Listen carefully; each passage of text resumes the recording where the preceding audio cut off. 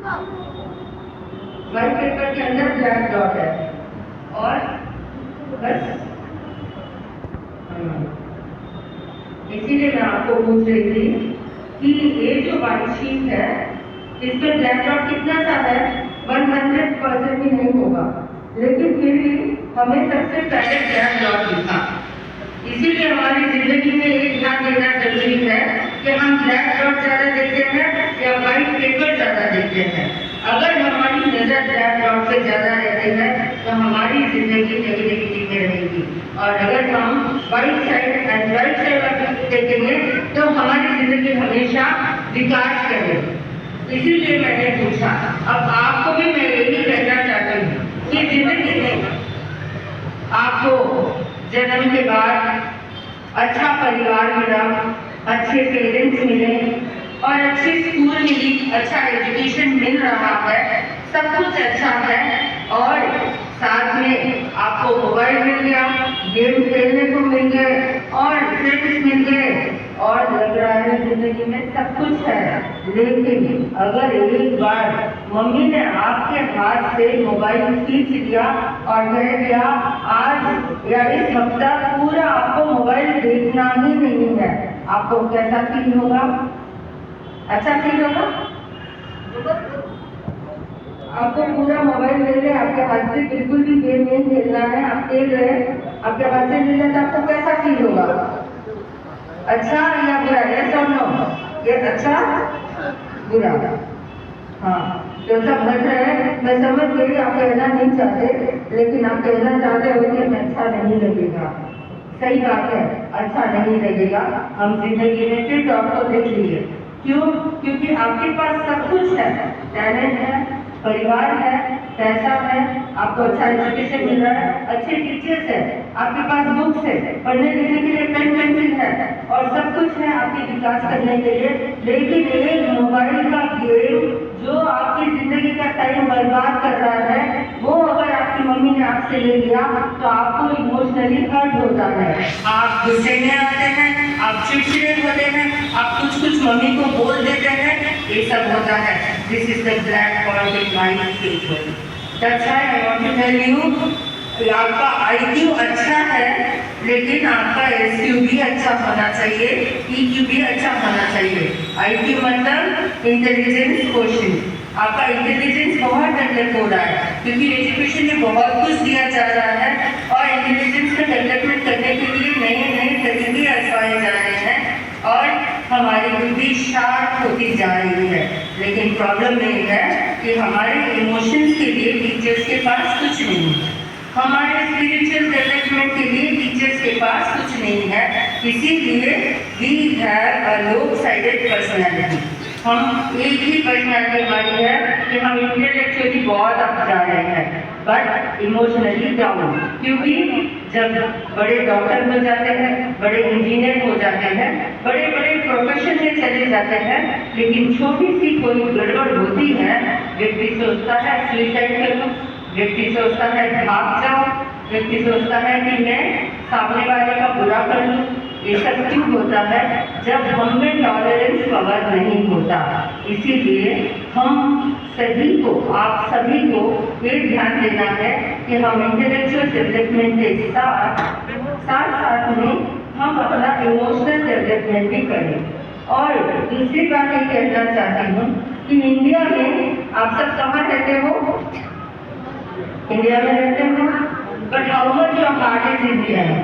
Ask to yourself, क्योंकि ये बहुत जरूरी है। मुझे लगता है आज की डेट में Indianisation of Indian students is most important. मैंने देखा जब हम विदेशी बच्चों को पढ़ाते थे, एक बार उनको लाडू लेके आए और उनको पूरा लाडू का कल्चर दिखाया और उनको पूरा इंडियन सिस्टम समझाया, इंडियन फिलॉसफी, रिलीजन सब बताए और फिर एक बार गांव का विजिट कराया। तब उन्होंने गांव में देखा कि मारवाड़ी ड्रेसेस, राजस्थानी ड्रेसेस, राजस्थानी खाना, राजस्थानी घर, सब कुछ देख करके इतने इम्प्रेस हुए कि बाप रे, हमारे विदेश में तो ऐसी चीजें ही नहीं है, हमारे पास तो सिर्फ जीन्स और शर्ट ही है। मतलब वो उसको एकदम ऐसे इग्नोर करके बोल रहे थे कि जीन्स एंड शर्ट है, हमारे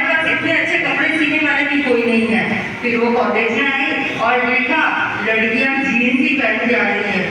उनको इतना शॉक हुआ, why do they wear these dresses when they have so beautiful dresses with them? Can you understand my point? Yes, आप सब बहुत होशियार हैं। तो इसीलिए मैं आपको बताना चाहती हूँ, उनके पास मैं जब अमेरिका में बच्चों को पढ़ाती थी तब मैंने देखा उन बच्चों को खाने के लिए कुछ नहीं था और वो रात को 10 बजे जाकर के मॉल में पिज्जा बर्गर खाते थे मजबूरी से, क्योंकि उनके घर में कोई रोटी बना के देने वाला नहीं है, इसलिए उनको बर्गर खाना पड़ता था और वो बर्गर खा के गले तक भाग चुके थे कि हमको कोई दूसरा खाना चाहिए, लेकिन मॉल में ब्रेड के आइटम के सिवा कोई आइटम नहीं मिलती और उनका पूरा पेट खराब हो जाता था, उसके कारण स्वास्थ्य खराब हो रहा था। लेकिन उनको बना के देने वाली उनकी माँ उनके पास नहीं थी जो उनको रोटी चावल सब बना के दे। और आप बच्चे कितने लकी हो और कितने रॉयल हो कि आपके पास हर फैसिलिटी अवेलेबल है और आपको हर टाइप का इंडियन खाना मिल रहा है। उसमें भी अगर आप पिज्जा के पीछे भागते हो तो क्या ये सही है? आप खुद अपने आप को पूछना, एडवर्टाइजमेंट के ऊपर मत जाओ, अपने पावर का यूज करो, विजडम पावर का यूज करो कि हमें क्या खाना है, हमें क्या करना है। अगर आप बच्चे कलर से डाली हुई चीजें, बहुत वैसी चीजें खाते हैं, आइसक्रीम और ये सब चीजें ज्यादा खाते हैं और ये स्नैक्स और खाते हैं, पिज्जा और बर्गर खा के बड़े होंगे तो आपको लंबा लाइफ नहीं मिल सकेगा। अगर नहीं किए थे वो बताया G for good thinking, S for simple living and hard working and T for an attention free life। तो हमें एक व्यू मिला कि कैसे हम एक टेंशन फ्री और एकदम सक्सेसफुल लाइफ जी सकते हैं। GST, G for good thinking, क्या है? G for S for simple living and hard working, S for T for tension free life, T for very good. तो आपको अब आप सुनेंगे वन एरिया सादगी दिन समझकर।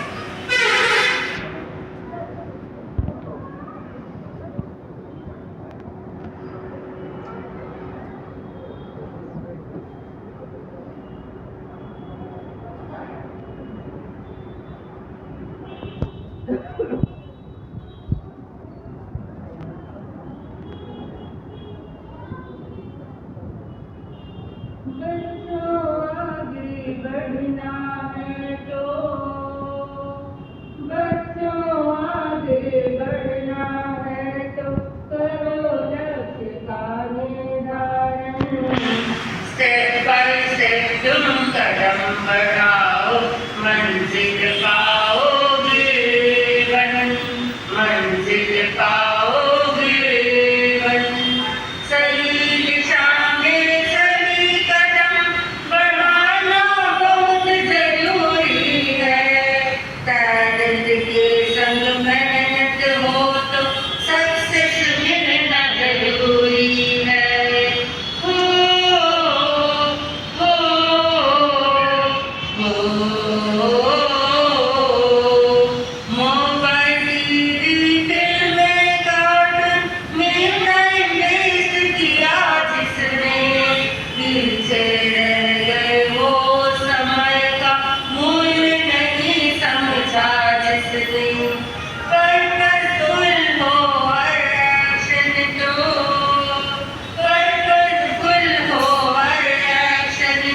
शिकलो चढ़े तुम्हारे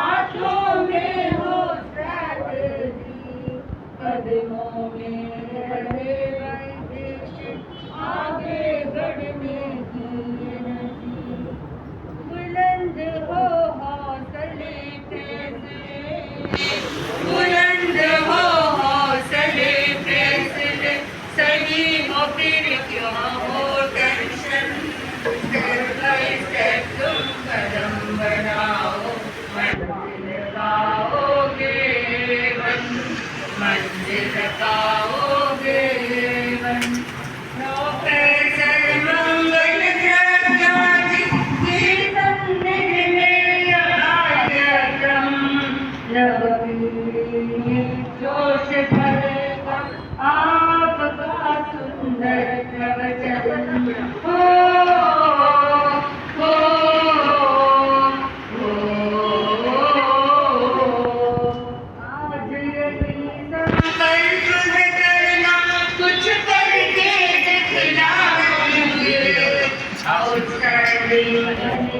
हम अपना जग में नाम चमकाएंगे गुरुवर महाश्रवण की शक्ति गुरुवर महाश्रवण की शक्ति पूजा है अभिनव खंडन स्टेप बाय स्टेप तुम कदम बढ़ाओ मंजिल पाओगे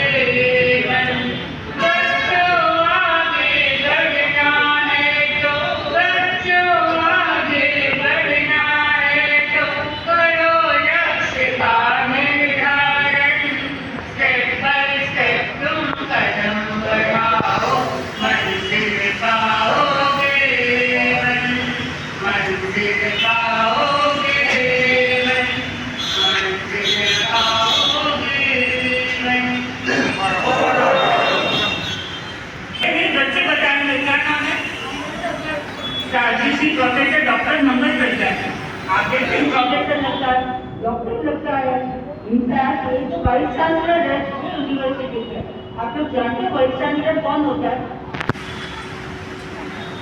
जैसा कि स्कूल में प्रिंसिपल होता है ना वैसे बहुत सारी जो कॉलेजेस होती है उसका जो हेड होता है यूनिवर्सिटी का जो हेड होता है उसका नाम होता है वाइस चांसलर उसका पद होता है वाइस चांसलर और साथी श्री मंगल प्रज्ञाजी इतनी बड़ी इंस्टीट्यूट के जयदेवी भारती यूनिवर्सिटी के वाइस चांसलर के रूप में भी कार्य कर सकते हैं तो आपको तो बहुत बड़ा एक्सीलेंस का एक अगर देखा जाए तो उनके जीवन में एक के बाद एक एक्सीलेंस को इन्होंने अपनाते गए हैं और इसमें आगे बढ़ते गए और आपको ये अवसर मिला है कि आप सुनिए कैसे वो आगे बढ़े हालांकि आज वो आपको ये बताएंगे उनकी एक्सपीरियंसेस के आधार पर कि आप कैसे अपने ज्ञान वृद्धि का विकास कर सकते हैं कैसे आप आगे बढ़ सकते हैं कैसे आप सफल बन सकते हैं इसीलिए बच्चों सब सावधानी से सुनना और सोचना कि अपने जीवन में इनके बोले हुए हर शब्द को अच्छे से सुनना कैसे हम आगे बढ़ते जाएंगे जीवन में जैसे इनका जीवन होता है कैसे इनकी वाणी होती है तो हम सभी की तरफ से बच्चों की तरफ से बड़ों की तरफ से हमारी तरफ से निवेदन साथी श्री जी के चरणों में कि आप अपने जो आपने हासिल किया है और जिस प्रकार आपने हासिल किया उनके जो गुण है हमें भी सीखना है उन्हीं कामना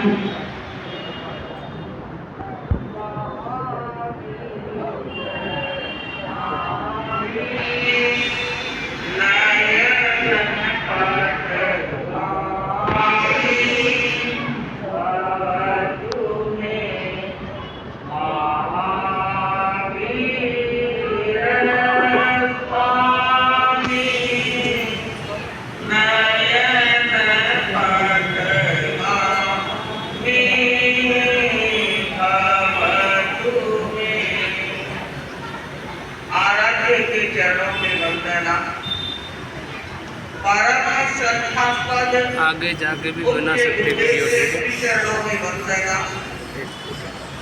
आदरास्पद साथीवृंद उपस्थित भविष्य की उज्ज्वल निधि बालक बालिकाओं कन्याओं किशोरों उपस्थित धर्म परिषद आज हमने एक विशेष विषय रखा और that is specially for the students. विषय का नाम पता नहीं मुझे कितने लोगों को स्मृति में होगा, tips of the success for student life. मेरे सामने इस जनरल संबोधित करना है, वह सारी जो जनरेशन है वर्तमान में विद्यार्थी जीवन जी रही है। वैसे तो परिषद में बैठे हुए हर व्यक्ति को जीवन भर विद्यार्थी बने रहना चाहिए। विद्यार्थी का अर्थ ही होता है जो निरंतर ज्ञान की, विद्या की इच्छा रखता है कि मुझे नई चीज मिलती रहे, मुझे नई जानकारी मिलती रहे, और जो अपने आप को इस नई जानकारी से इक्कीस रखते हैं, ये व्यक्ति निश्चित रूप से क्या होते हैं, दूसरों के लिए, जैसे कि साथी जी कह रहे थे कि आप लोग फॉलो करते हो दूसरों को, किंतु आप यदि ऐसा करते हो तो लोग फॉलो करेंगे कि वो क्या कर रहा है, उसने ऐसा कैसे कर लिया है। तो आज ये विद्यार्थी लाइफ आपकी है। मैं उत्तराध्ययन सूत्र में बीच में प्रश्न, क्रिश्चियन की होली बुक कौन सी है, बच्चों बोलेंगे। क्रिश्चियन की होली बुक का नाम क्या है, जो से बोलो ना, बाइबल है। मोहम्मद की होली बुक का नाम क्या है, कुरान है। और ये हिंदुओं की होली बुक का नाम क्या है, गीता है। आप जैनों की होली बुक का नाम क्या है, क्या है, जैनों की होली बुक का नाम आगम है। वो आगम ध्यान देना, इन संप्रदायों के तो हिंदू को छोड़कर के एक बुक को होली बुक कहा गया है, किंतु जैनों की जो होली बुक है, ग्रुप ऑफ द बुक्स, आगम उनका नाम क्या है, आगम। कोई पूछे आपको कि जैनों में तुम्हारे कोई फ्रेंड्स हो जो हमारे होली बुक होती है, तुम्हारे भी होली बुक है क्या, तब आप क्या उत्तर दोगे, हमारे भी होली बुक है। उसको हम क्या कहते हैं, आगम कहते हैं। वो एक नहीं है, ग्रुप ऑफ द बुक्स। तो मैं जो चर्चा कर रही हूँ, और ये जो हमारे आगम है, उनमें कई आगम है। सामान्यतः हम 32 आगम को मानते हैं, कोई 45 को भी मानते हैं। मेरा आगम और सारापात की परंपरा में 32 आगमों की परंपरा है। तो उसमें एक ग्रंथ का नाम है उत्तराध्ययन, बड़ा महत्वपूर्ण ग्रंथ है। और उसमें स्वयं भगवान महावीर ने कहा है कि व्यक्ति शिक्षा को, पहले हम उसकी बाधाओं को समझे, तब तो हमें पता चलेगा ना कि सक्सेस की ओर कैसे जाएंगे। तो शिक्षा प्राप्ति में, एजुकेशन प्राप्ति में क्या बाधाएं हो सकती है। स्वयं भगवान महावीर ने कहा, खंबाव कोहाय रोगेना लस्तये। प्राकृत भाषा में हमारे आगम कौन सी भाषा में लिखे गए हैं, प्राकृत भाषा में। हमारी जैनों की जो आगमों की, हमारे ग्रंथों की जो ओरिजिनल हमारी भाषा है, वो कौन सी है, प्राकृत। याद रहना चाहिए, इसलिए बच्चे बोलेंगे, पता चल जाएगा कि आप अटेंडेंट सुन रहे हैं या नहीं सुन रहे हैं। हमारे आगम इसमें लिखे गए हैं, हाँ, प्राकृत भाषा में। प्राकृत भाषा में भी अनेक भेद होते हैं, उसमें एक भेद है आर्धमागधी प्राकृत। क्या नाम है, आर्धमागधी प्राकृत। उसमें हमारे ग्रंथ लिखे हुए हैं। तो अभी जो मैंने बोली लाइन, वो प्राकृत भाषा की, आर्धमागधी भाषा की। भगवान ने कहा कि 5 कारणों से विद्यार्थी है, जिज्ञासु है, वो शिक्षा को प्राप्त नहीं कर सकता। ध्यान देना है। पहली बात, खंभा। खंभा शब्द का अर्थ है, ये खंभा नहीं, खंभा शब्द का अर्थ है अहंकार। जिस व्यक्ति में अहंकार होता है, वो ये सोचता मेरे को तो सब आता है, वो कभी भी अच्छी एजुकेशन प्राप्त नहीं कर सकता। हमेशा व्यक्ति को क्या बने रहना चाहिए, जिज्ञासु बने रहना चाहिए। और जो भी ज्ञान दे रहा है, जो भी ज्ञान दे रहा है, उसके प्रति विनम्रता का भाव होना चाहिए। तो यदि कोई व्यक्ति अहंकारी है, तो वो शिक्षा को प्राप्त नहीं कर सकेगा। महावीर ने, भगवान महावीर ने कहा कि विद्यार्थी को किससे, वैसे तो सबको ही बचना है, किंतु प्रसंग विद्यार्थियों का है, तो विद्यार्थी को किससे बचना चाहिए? किससे बचना चाहिए? अहंकार से, ईगो से बचना चाहिए। दूसरी बात कही, कोहा, क्रोध के कारण, यदि जो व्यक्ति ज्यादा क्रोधी होता है, जिसको अनकंट्रोल्ड एंगर वाला व्यक्ति होता है, वह भी शिक्षा को प्राप्त नहीं कर सकता, क्योंकि उसे जब थोड़ा बहुत भी कुछ कह दिया जाएगा तो वो क्या हो जाएगा? डिस्टर्ब हो जाएगा। इसलिए ही तो आवश्यक है कि व्यक्ति का IQ के साथ में EQ भी बढ़ना चाहिए, कि वह कोई भी परिस्थिति हो उस पर क्या कर सके? ब्रेन को संतुलित रख सके। तो बच्चों गुस्सा आता है या नहीं आता है? आता है ना? सभी कह रहे आता है, कोई बात नहीं, सबको आता है, बड़ों को भी आता है, छोटों को, किंतु अनकंट्रोल्ड नहीं होना चाहिए। जिस पर आप कंट्रोल ही नहीं कर सको, जो क्रोध है, उसके कारण भी व्यक्ति शिक्षा को प्राप्त नहीं कर सकता।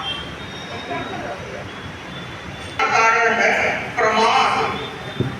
तीसरा कारण है प्रमाद। जो व्यक्ति जिसमें पढ़ने का उत्साह ही नहीं है, उत्साह ही नहीं है, एंथुसियाज्म ही नहीं है, वो व्यक्ति क्या करेगा? वो पढ़ ही नहीं सकता है। और चौथा कारण रोगेण, रोग यदि व्यक्ति में हो जाता है तब भी वह अध्ययन की और उसकी रुचि नहीं हो सकेगी, चाहते हुए भी क्या है वो पढ़ नहीं सकेगा। इसलिए शरीर को स्वस्थ रखना भी क्या होता है? आवश्यक होता है। कहीं अपनी गलती से शरीर को अस्वस्थ न कर ले। आज सिचुएशन क्या हो रही है बच्चों की कि उनके बहुत सारी वो एक्टिविटी करते हैं, किंतु फिजिकल एक्टिविटी बहुत कम करते हैं। आप स्वयं एनालिसिस कीजिए कि आपकी फिजिकल एक्टिविटी कितने बाउंड हो गई है। घर बहुत छोटे हो गए हैं, वहाँ पर कोई ज्यादा फिजिकल एक्टिविटी की सिचुएशन नहीं बनती है, और थोड़ा बहुत करने का होता भी है तो इतने आलसी जैसे हो जाते हैं। मैंने एक वर्ड कहा था, कोच पोटेटो। बस सोफे पर बैठे रहेंगे, खा रहे हैं, पी रहे हैं, उसने का लाभ तो मोटे हो जाएंगे, वो व्यक्ति क्या कर रहेंगे? Coach potato. ऐसी सिचुएशन न हो तो शरीर में रोग पैदा हो जाएंगे। रोग पैदा होने का एक कारण क्या है? अति आहार। यदि आहार भोजन जो करना है, अच्छा भोजन लगा आपको और खाते ही चले गए, ये मेरे को बड़ा अच्छा लग रहा है, ऐसा भोजन अधिक करोगे, चाहे उसमें विटामिन मिनरल सब कुछ है, किंतु जिस चीज को भी ज्यादा खाओगे वो क्या कर देगा? आपका पेट को गड़बड़ा देगा। तो इसलिए रोग से दूर रहने के लिए बच्चों विवेक रखना है। खाते रहोगे तो क्या होगे? बीमार, और बीमार हो जाओगे तो कभी भी तो आगे बढ़ नहीं सकोगे एजुकेशन के फील्ड में। और दूसरा है भोजन ज्यादा तो अपर्याप्त है, तो शरीर के लिए नुकसानदायी है ऐसा भोजन करना।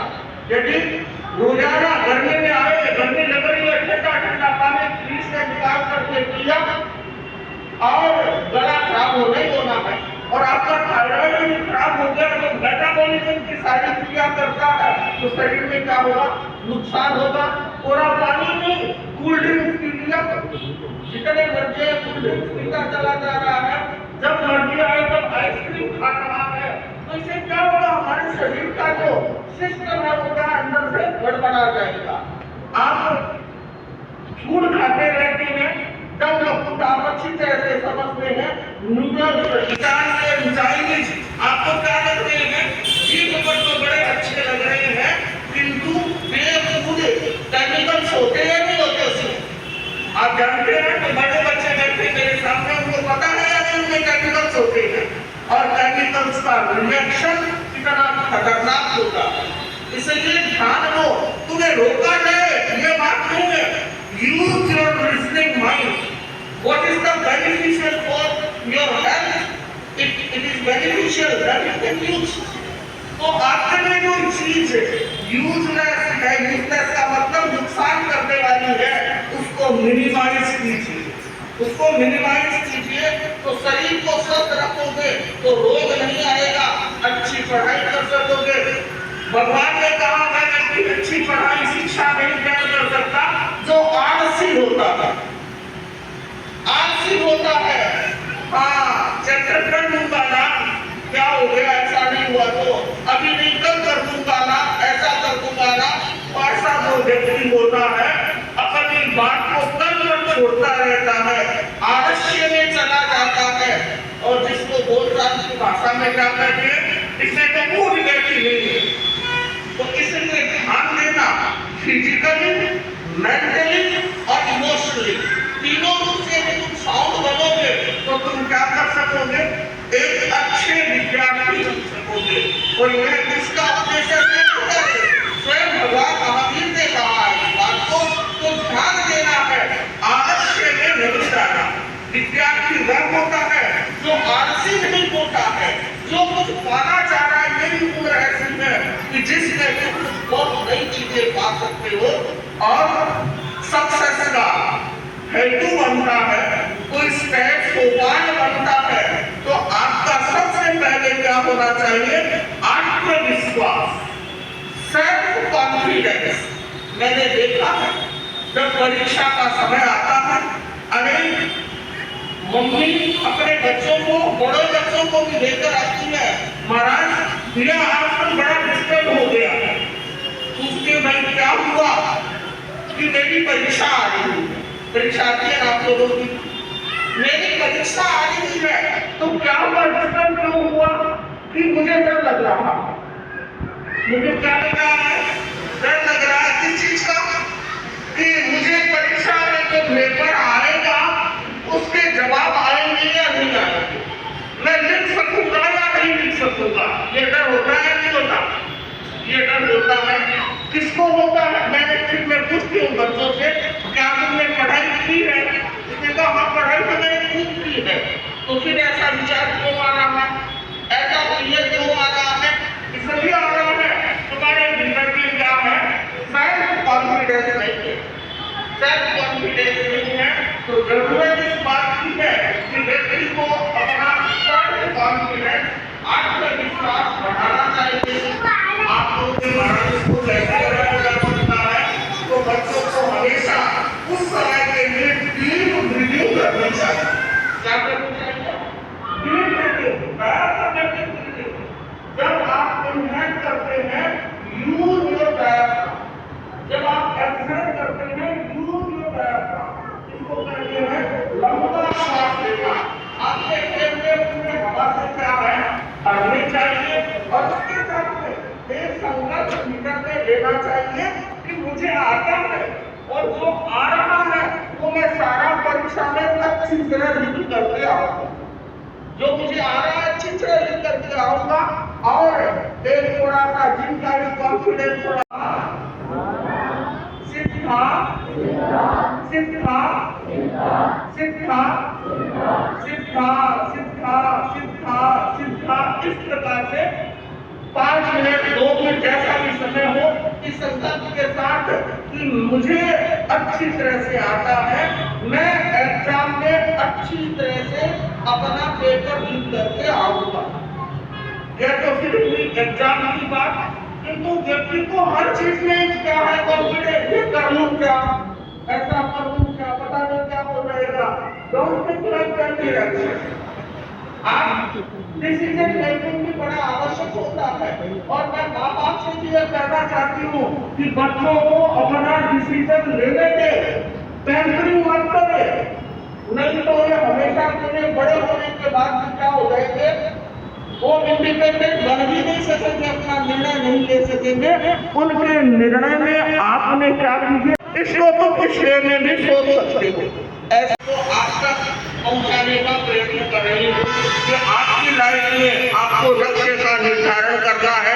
ऐसा नहीं आज ये करें, क्योंकि आप जानते हैं एक व्यक्ति था और उस व्यक्ति ने कहा मेरे खेत में पानी नहीं है, पानी निकालना है, और एक समझदार आदमी ने कहा कि देखिए क्या बोल रहे हो, हुआ बोलो, उसमें क्या आ जाएगा, पानी आ जाएगा। तो खोदने लगा, 10 फुट खोदा, पानी नहीं आया। तो उसने सोचा लगता है यहाँ पानी नहीं है, दूसरी जगह 10 फुट का खड़ा हो गया, वहाँ भी नहीं निकला।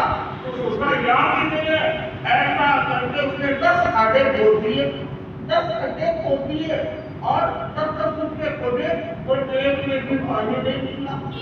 और वो व्यक्ति के पास में जो 6 के साथ उसने कहा हमारे पेट में क्या निकल सकता है, पानी निकल सकता है। वो गुस्से में आया कि आप मैंने तुम्हें इतने अपने पेट में मेरे पानी निकला ही नहीं है। उसने कहा तुम्हें खड्डा नहीं खोदा होगा, खड्डे खोदे का मैंने तो 10 खड्डे खोदे। तो मूर्ख समझता ही नहीं है, ये जो 10 खड्डे खोद करके तुमने 100 फुट खोद लिया है, यदि एक जगह तू 100 फुट खोदता तो क्या होगा, पानी निकल जाता। तो मूर्ख आदमी ने परिश्रम नहीं किया, तो खड्डे खोद लिए 10 जगह, कुछ भी मिला नहीं। इतना सहन सब कोई करना चाहते, लाइफ में कभी ऐसा मत करता। ये व्यापार किया, ये तो चल ही नहीं रहा है, 2 महीने बाद बदल गया। आप जो भी शुरू करो सोच समझ करके करो, किंतु करने के बाद थोड़ा धैर्य तो रखो, धीरज तो रखो। ऐसे लगता है कैसे इसको खत्म ही होता चला जा रहा, कैसे अरे वाणी तो ऊपर से थोड़ी आ जाएगा, आपको श्रम करना पड़ेगा। और श्रम के साथ में व्यक्ति का भाग्य भी चलता है, भाग्य भी चलता है। तो अपने भाग्य को तुम लोग अच्छा बनाना चाहते हो क्या? यदि भाग्य को अच्छा बनाना चाहते हो तो धर्म ध्यान करते रहेगा, उसके बिना भाग्य भी अच्छा नहीं बनता है। सामाजिक संपर्क, माना जात विचारों की शुद्धता में रखना, तभी भाग्य अच्छा हो सकेगा।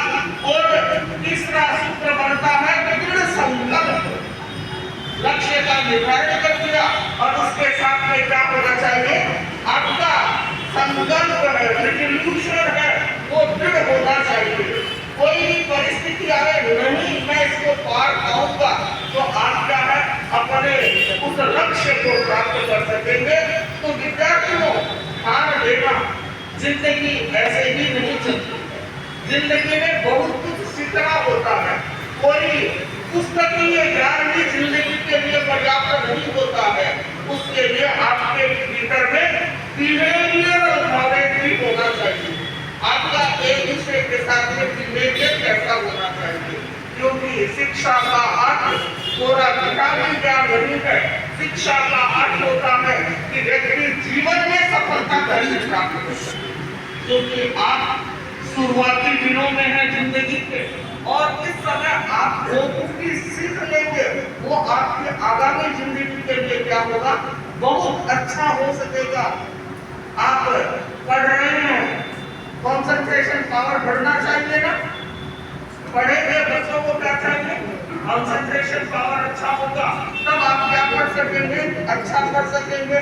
तो कंसंट्रेशन पावर अच्छा क्यों नहीं होता है, आप पढ़ रहे हैं, किताब खोल रखी है, इधर क्या चल रहा है, टीवी चल रही है, इधर आपने वो ईयरफोन लगा रखे हैं, कानों में कुछ और सुनते चले जा रहे हैं, और यह बुक भी खुली हुई है, और बुक के आगे आप क्या कर रहे हैं, कुछ खाना भी खा रहे हैं, पढ़ते पढ़ते क्या खा रहे हैं, खाना भी खा रहे हैं, तो कोई चीज खा लो फिर कर रहे हैं। Your mind will get confused, आपका ब्रेन कंफ्यूज हो जाएगा कि मुझे अभी करना क्या है, मुझे टीवी देखना है या मुझे मोबाइल सुनना है या मुझे खाना खाना है, जिससे कि मैं पाचक डाइजेस्टिव सिस्टम को मुझे इंस्ट्रक्शन दे सकूं, या मुझे पढ़ना है। आप ऐसा करते या नहीं करते? तो हाउ टू गेट कंसंट्रेशन, आप कभी भी इस प्रकार से कंसंट्रेशन प्राप्त नहीं कर सकते। आप पढ़ाई कर रहे हैं, हमारी प्राचीन दिखा रही है कि शांत वातावरण में पढ़ाई करें। प्राचीन समय में आश्रम व्यवस्था थी, और उस आश्रम व्यवस्था में क्या हुआ करता था, पेड़ के नीचे बैठ करके विद्यार्थी पढ़ा करते थे, उनको ऑक्सीजन मिला करती थी और बड़ा शांत वातावरण हुआ करता था, और बहुत अच्छी तरह से उनको क्या हो जाता था, पाठ याद हो जाता था। तो आज पता नहीं ऐसा शांत वातावरण मिल सके या नहीं मिल सके, किंतु तुम इतना तो अवश्य से कर सकते हो जब तुम पढ़ रहे हो उस समय टीवी ऑन होना चाहिए या हो पक्का। यदि अच्छा पढ़ना चाहते हो तो जरूर करना।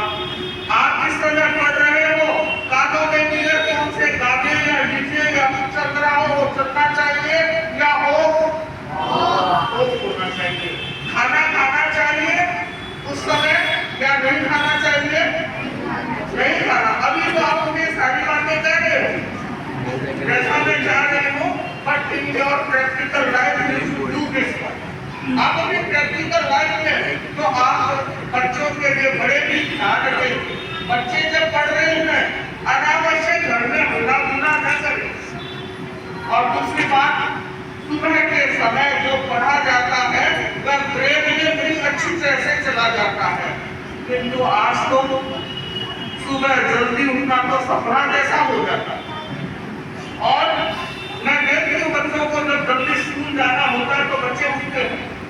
मान लो किसी का 7 बजे का है तो उसको 6 बजे 5 बजे आप बताते हो देखते बच्चे क्या है उठते हैं। रात को आप छोटे बच्चों को जल्दी सुला भी देते होंगे। Now I am saying about the college going. उन बच्चों की क्या लाइफस्टाइल हो रही है, उठने का नाम नहीं लेते हैं, सोने का पता नहीं कब सोते हैं और उठने का फिर से सोएंगे कब। तो ध्यान देना, जिंदगी का समय बड़ा कीमती है। तुम इन छोटी जो टाइम किलिंग चीजें रात को तुम मोबाइल देख रहे हो, क्या कर रहे हो, इंस्टाग्राम में चलने वाली फिल्में देख रहे होगे और देख रहे होगे। इससे तुम्हें आज देख लिया कल देख लिया, what is the end result? Can you give me this is the end result महाराज, मैंने ये प्राप्त किया। कोई बता सकता है इस गाने के एंड रिजल्ट क्या है? 0। उसे कुछ मिलने वाला नहीं है। तो आप जल्दी से बोलिए early to bed early to rise, match से मैच हेल्दी बोल तो रहे आप हेल्दी हेल्दी वाइज। आप हेल्दी बनना चाहते हैं ये सब नो, हेल्दी बनना चाहते हैं ये सब नो, और वाइज बनना चाहते हैं यस। सब चाहते हैं तो चाहने से नहीं मिलेगा, यू शुड डू, ऐसा होना चाहिए। मैं बड़ों से भी कहना चाहूंगी, घर चाहे छोटा हो बड़ा हो, बच्चों के लिए आप एक स्टडी रूम जैसी तो कुछ व्यवस्था करते होंगे ना, इसलिए बच्चों का पढ़ने का उनको डिस्टर्ब नहीं होना चाहिए। तो बच्चों का जो पढ़ने का रूम है सामान्यतः नॉर्थ ईस्ट फेसिंग होना चाहिए। कैसा होना चाहिए? नॉर्थ ईस्ट फेसिंग बच्चों का रूम होता है।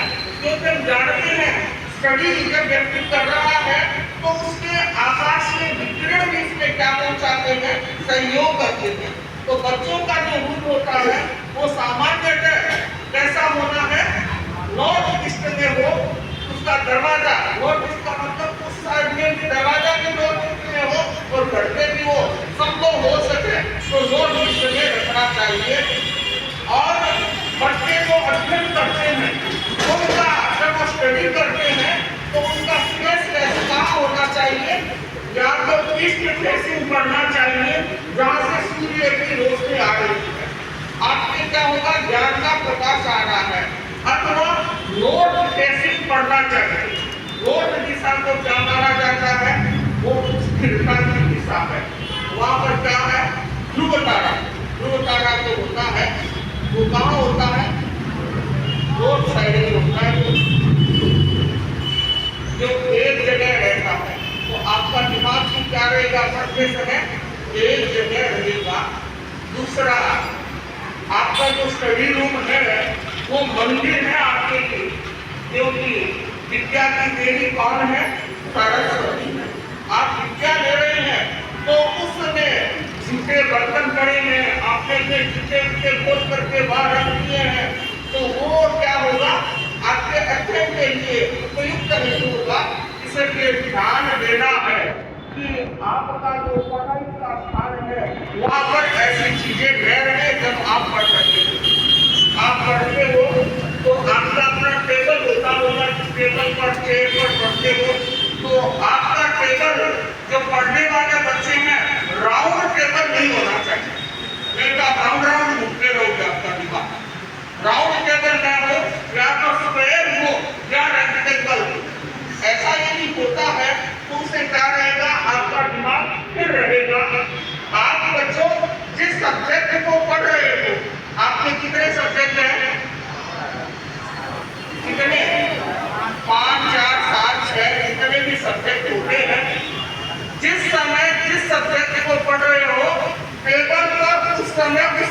ही बुक रहनी चाहिए।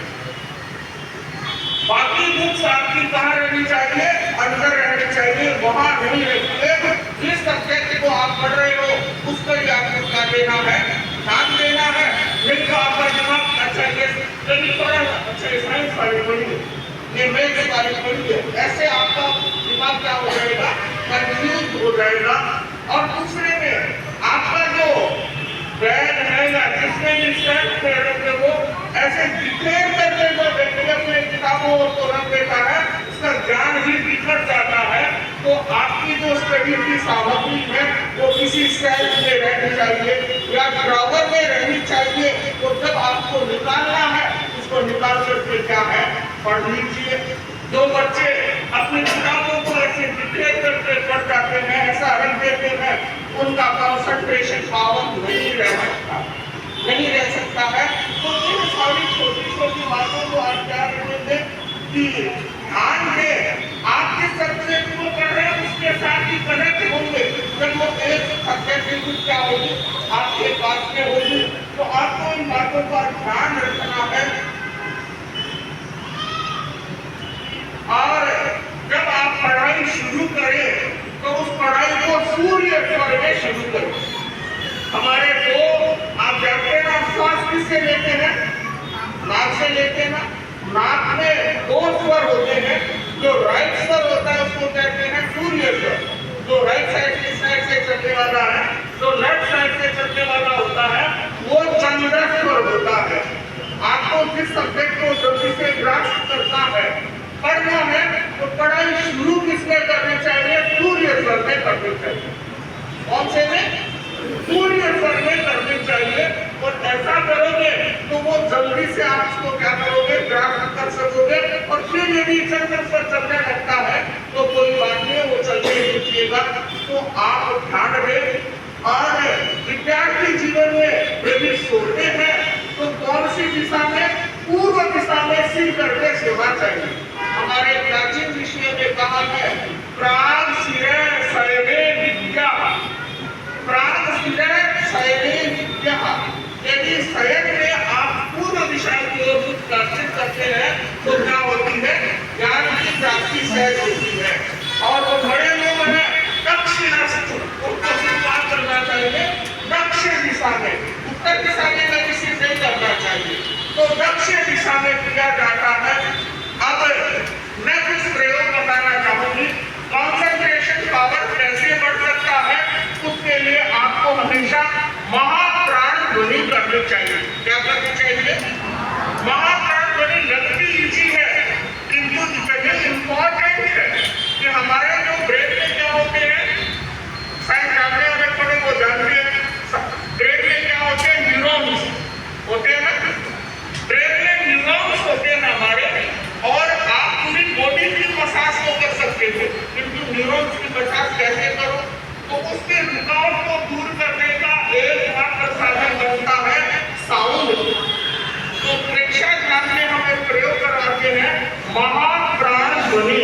ज्ञानशाला वाले बच्चे तो संभवतः महाप्राण ध्वनि करते हुए आप लोगों ने भी सुना होगा। Let us repeat that. 6 8 सीधे बैठे, रिलैक्स योर होल बॉडी, ज्ञान मुद्रा, ज्ञान मुद्रा। Tip of the index finger and thumb should be touched to each other. आपके बस श्वास लंबा श्वास लेना है, श्वास छोड़ते हुए हमिंग साउंड, कमर के विचार और उस तरह से इसलिए अनुभव करना है कि ब्रेन के ये जो न्यूरॉन्स हैं, ये जो पार्ट है, उसमें वाइब्रेशन हो रहा है, स्पंदन हो रहा है, उसका अनुभव करना है। लंबा सांस लें,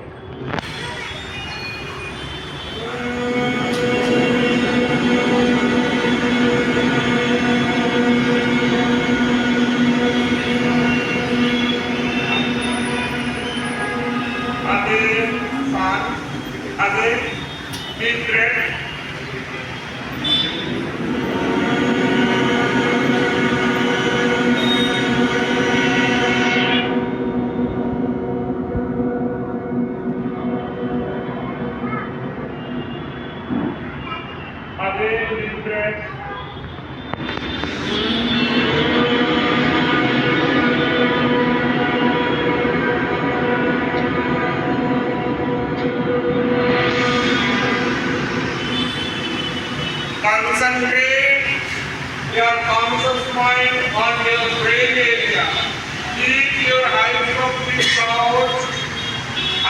बंद। बड़ा महत्वपूर्ण प्रयोग है, कीजिए आप। एकाग्रता को, स्मृति को बढ़ाने का, मेमोरी पावर को बढ़ाने का, आपके एनालिटिक पावर को बढ़ाने का। अपने राइट हैंड को अपने मस्तिष्क पर रखें, जैसे मैंने रखा है एक बार आप लोग ऐसे राइट हैंड को आगे अब बंद करके हाथ को नहीं रखें और पूरे ब्रेन एरिया पर ब्राइट येलो कलर को देखें। लाइट का कलर ऑफ द सनफ्लावर का जैसा चमकता हुआ पीला रंग होता है। Visualise that one yellow colour on your brain area. Now bring your hand down, आंखें बंद रखें, पीला रंग देखते रहे, हाथ को नीचे कर दें, पीला रंग चमकता हुआ पीला रंग पूरे ब्रेन एरिया पर देखें। अब हम एक मंत्र का उच्चारण कर रहे हैं, नमो नारायण, ज्ञान को देना नमस्कार, जो हमारी स्मृति को, मुक्ति को बढ़ाने वाला प्रयोग होगा। पीला रंग देखते जाए, नमो नारायण बोलिए, नमो नारायण, नमो नारायण, नमो नारायण, नमो नारायण, नमो नारायण, नमो नारायण, नमो नारायण, नमो नारायण, नमो नारायण, नमो नारायण, नमो नारायण। अब एक दूसरे मंत्र का आपके मन में रहेगी, क्योंकि सदैव जब मैंने इसको साथ में पढ़ा रही हूँ तो सरस्वती का, विद्या का, ज्ञान का बीज मंत्र माना जाता है। ओम ऐं ओम, ओम ऐं ओम, ओम ऐं ओम, ओम ऐं ओम, ओम ऐं ओम, ओम ऐं ओम, ओम ऐं ओम, ओम ऐं ओम, ओम ऐं ओम, ओम ऐं ओम, ओम ऐं ओम, ओम ऐं ओम। शांत पीला रंग देखते हुए, yellow colour. Take 2 and 3 deep breaths. लंबा सांस लें, लंबा सांस छोड़ें। आपकी बॉडी को कोई एक्स्ट्रा मूवमेंट नहीं करना है। लंबा सांस लेने से शरीर को बिल्कुल नहीं हिलाना, जैसा नॉर्मल आ रहा है पेट को लंबा करना है। लंबा सांस लें, लंबा सांस छोड़ें। ओम की 3 बार प्रलंब ध्वनि के साथ में प्रयोग संपन्न करेंगे।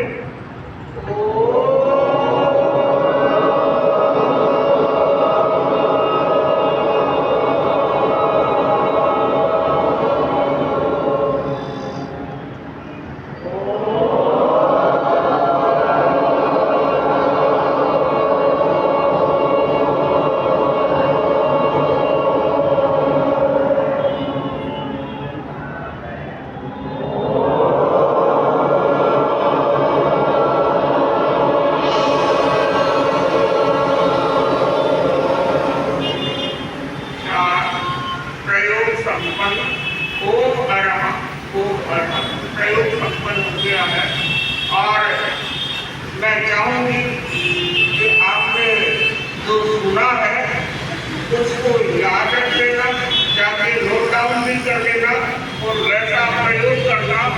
आप स्वयं देखेंगे और कभी हमसे मिलेंगे तो आकर के बताएंगे कि महाराज आपने नाला सुपारा में उस प्रवचन में ये बातें बताई थी, हमने किया और हमें लाभ हो गया। स्टडी रूम कौन सी दिशा में होना चाहिए? नॉर्थ ईस्ट में उसका दरवाजा, नॉर्थ ईस्ट में हो।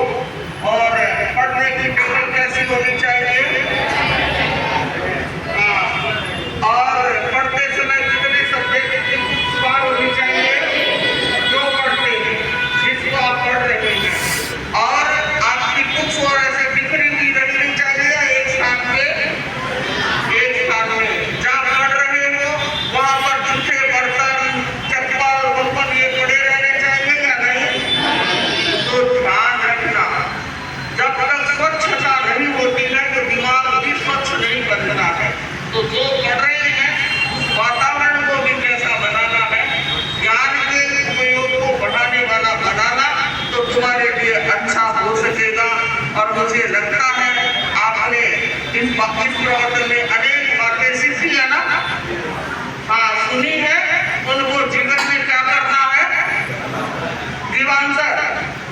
जीवन में एनालाइज करना है, उसको ट्रांसलेट इनटू एक्शन।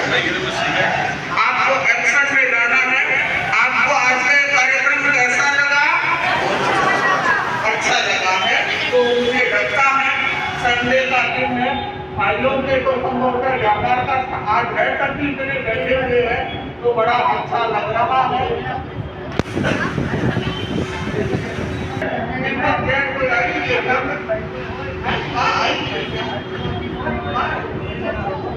कौन है?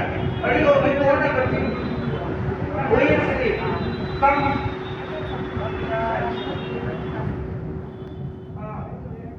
मुझे इस बच्ची के बायोडेटा मिले हैं, इसको देख करके मुझे लगा इसका नाम है महल दीपक जैन और इस बच्चे को इंटरनेशनल अचीवमेंट रिकॉग्निशन मिला और Guinness book of the Asian book कई देश के रिपोर्ट आए हैं। ओनली 8 साल की ये बच्ची हुई है और अभी ये पतंजलि में योगा सीख करके आई है और अभी ये योगा टीचर है।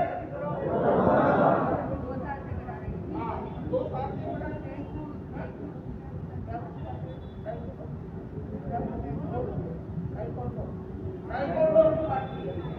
और भी दूसरे योगा के कार्यक्रम वो करती है, तो इसका मुझे लगा योगा की टीचर है। योगा की तो यंगेस्ट टीचर है ही। गोल्ड, सिल्वर, ब्रॉन्ज पता नहीं कितने मेडल बच्चे ने जीत सकते हैं। कभी 22 में, 23 में कितने 35 मेडल। तो हमारी ये हमारे समाज की बच्ची, तेरा समाज की ये बच्ची। हाँ, दादा कौन है? अष्टमंजी सोलंकी की ये पोती है, ये मनोज हमारा बड़ा अध्यक्ष, इसके छोटे भाई की बेटी, छोटा भाई आता है क्या? ये दादाजी जो है क्या? दादाजी एक्सपर्ट नहीं है दादाजी, पापा वाले। तो अच्छा लगा मुझे कि बच्चों ने किसी ने बुलाकर किसी ने किसी फील्ड में दूर जा सकते। अच्छा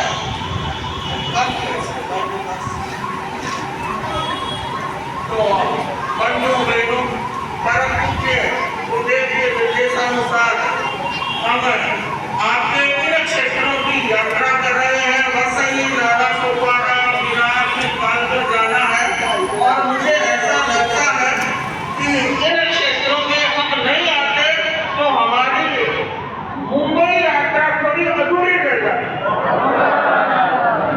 आना आवश्यक है क्षेत्रों में भी, और आए तो आपके नई चीजें सीखी, नई चीजें जाने।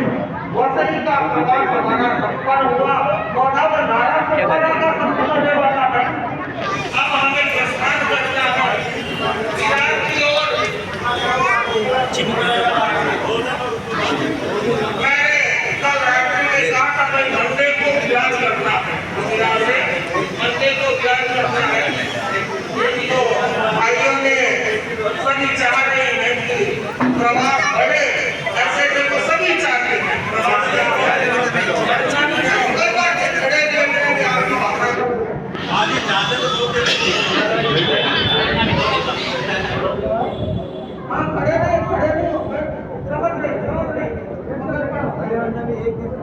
हाँ ऐसा है। 2 दिन रुकने जा रहे हैं तो कल हमारा यह मिलाने का भाव है और कल परसों यहाँ से विरार करके विरार जाने का भाव है और कल दोपहर में लगभग 4 बजे के आसपास 2 सखियों को यहाँ से विरार करा करके वो भेजने का भाव है। 2 साथियां यहाँ से जाएगी, फिर वहाँ के क्षेत्रों के परिवारों को संभाल देगी, रात्रि में प्रवचना भी कर देगी और परसों हमारे साथ में विरार आ जाएगी। तो इस प्रकार का कार्यक्रम। और आज शाम को भक्ति संध्या रखी गई है। आज शाम को भिक्षु भक्ति संध्या